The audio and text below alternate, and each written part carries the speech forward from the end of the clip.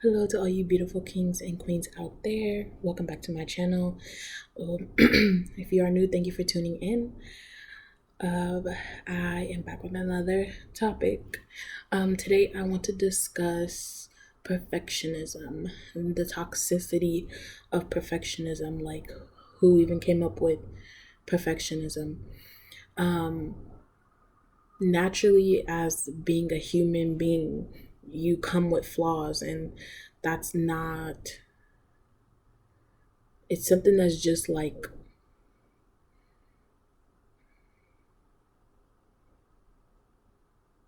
I feel like it's something that's just like biological. Like no one here is perfect. No human being is perfect. No one can ever be perfect. And it's just the simple fact of like why? Why would you want to be perfect? Why would you want to have everything together? But I guess in a sense I can understand the other side of someone wanting to have it all, have everything together at all times and um have this image of everything always being together for them, or them always looking together, or coming across as the this perfect person. um but that shit is toxic as fuck. Like, coming from my childhood of always trying to appease my mother and be enough for her, uh to be enough for her, and to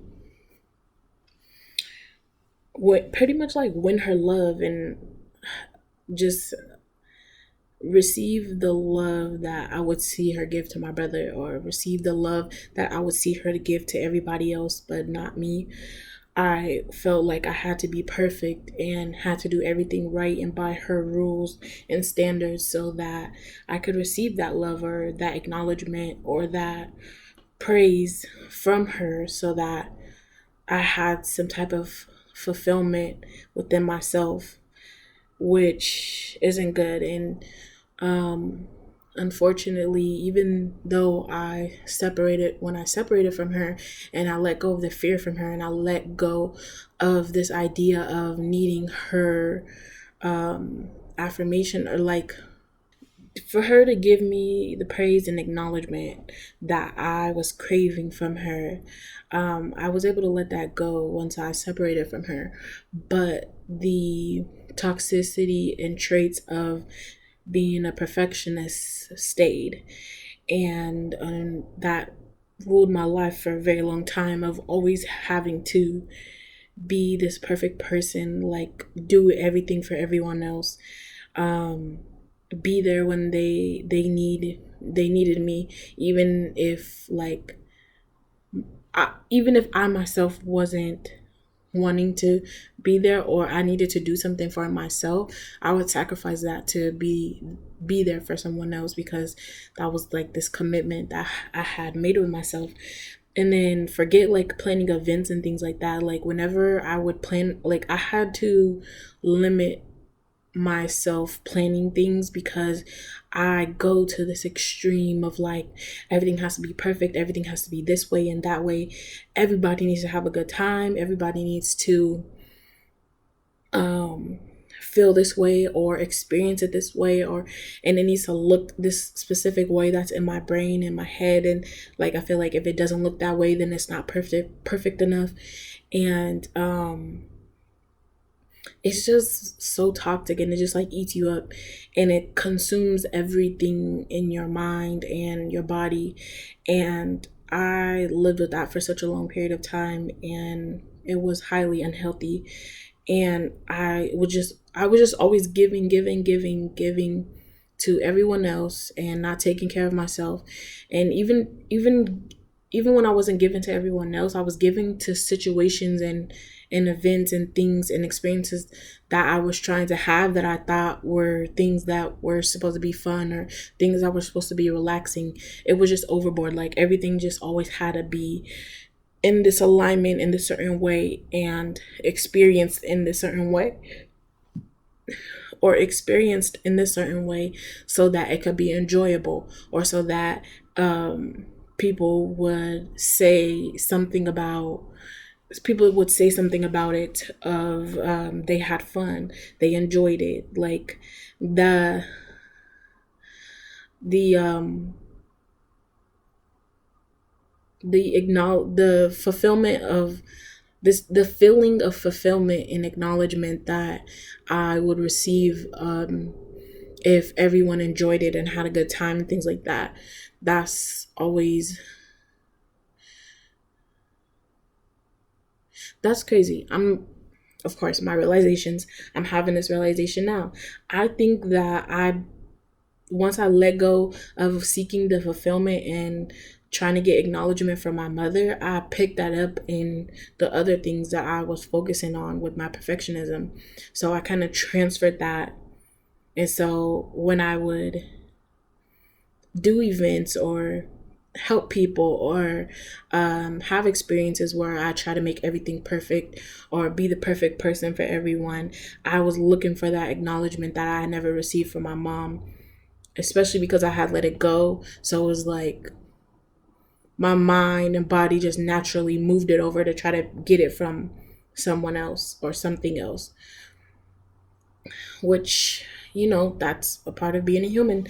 And it's a flaw, but like it's there to help you in some interactions or instances where you might need it.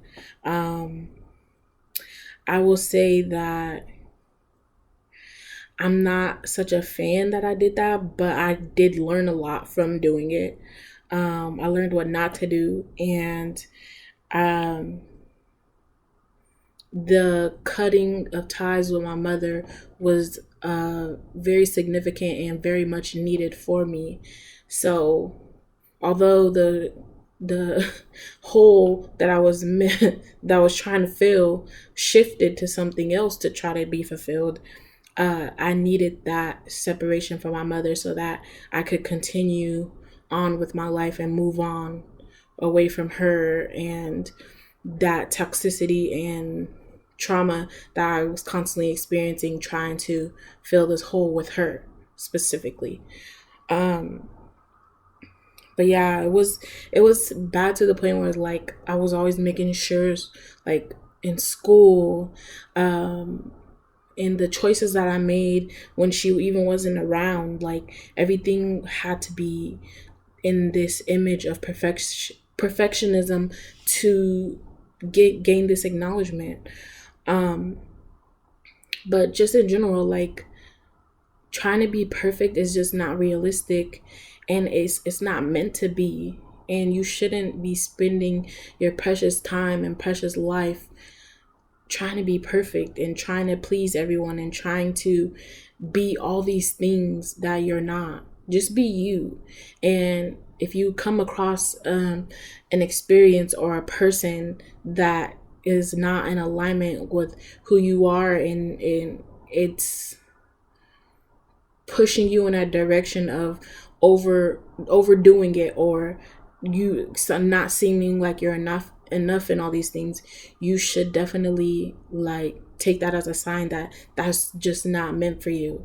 They either that experience is not meant for you or that person is not meant for to be around you or in your life. And it's definitely a tough lesson to learn, but you feel so much freer when you take heed of the lesson and you just learn it and move on. I definitely have like a flare up, shall I say, of moments where something will trigger me, and I kind of get back into that mindset of trying to make everything perfect or make everything to this idea of what I have in my head, which can sometimes be highly unrealistic. And, of course, because of my awareness, I'm able to, like, okay, like you're doing it again.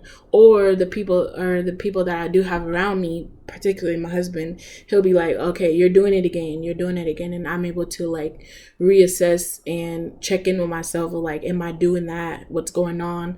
What triggered that? And like, what can I do to move on to the next step away from that. It's definitely a work in progress. It definitely will not be healed overnight because I know I did it for so long. I don't know about you or your story, but it's not something that you should get into. It's not something, it's not healthy, and it's not worth you spending time and hours of worry and stress just trying to make things perfect. It's not worth it. So, just take back your time and take back your energy and just reinvest that into yourself. That's the best thing you can do, is reinvest that time into yourself. And you may seem selfish, you may seem like you don't care in the eyes of other people, even sometimes yourself, because the people's words can influence your own mindset and the way you think of yourself. Take back that time for yourself and then reassess things and reevaluate your life, and reevaluate who you are as a person, and if that's really something that you want to put your time and energy to, and let go of that whole ideal and perception of everything has to be perfect, because it doesn't, and life is never perfect, and that's okay. Just accept that and continue with life and live it and enjoy it without having to be so constrained within this box of being perfect or having the perfect this or being the perfect that or whatever. It's not worth it. So that is my message for the day. Thank you for tuning in. Thank you for giving me your time and space and energy. And I hope to see you in the next one. Please also like, comment, and subscribe. And thank you.